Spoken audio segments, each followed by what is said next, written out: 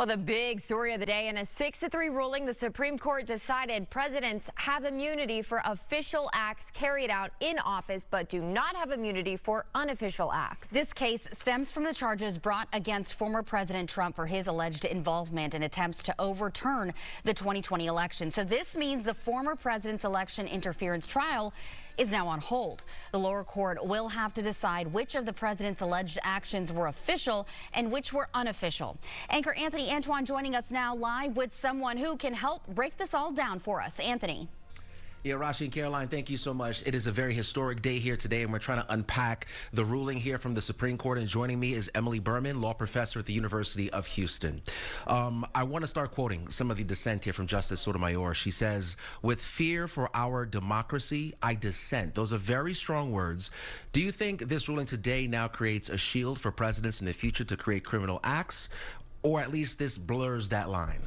Yeah, I mean, if you take the majority at its word, it's an incredibly broad grant of immunity for any official act. So anything the president does with the powers that he's given pursuant to that office. So giving orders to the military, granting pardons, appointing government officials, recognizing foreign governments, making prosecutorial decisions. All of those things are part of the president's official acts.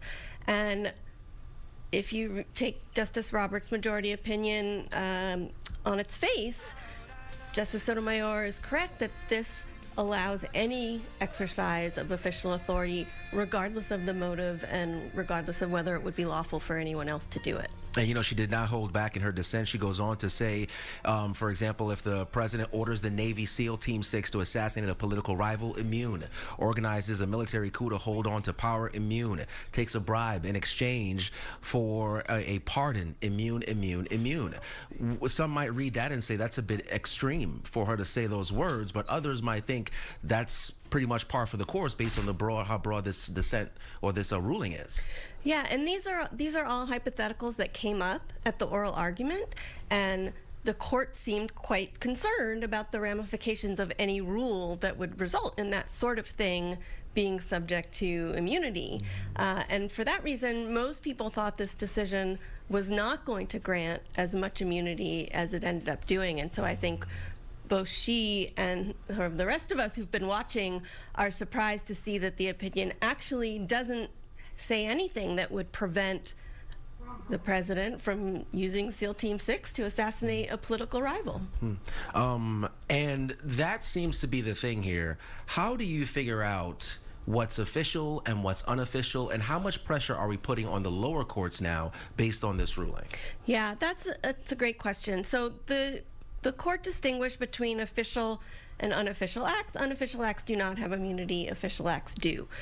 At the same time, it gave almost no guidance to the lower courts as to how to determine what constitutes an official act and what doesn't. And in fact, they said, you know, it's often going to be difficult to make that analysis, and it's going to require a detailed case-by-case inquiry into each act as to whether it's official or unofficial. And what that means is that in the Trump case, for example, the district court is going to have to look line by line through the indictment and decide which side of the line she thinks that falls on, whether it's official or unofficial, based on your guess is as good as mine. Right. Well, Professor Berman, thank you so much for joining us. A very historic term here for the Supreme Court. We'll send it back to Rashi and Caroline there in the studio.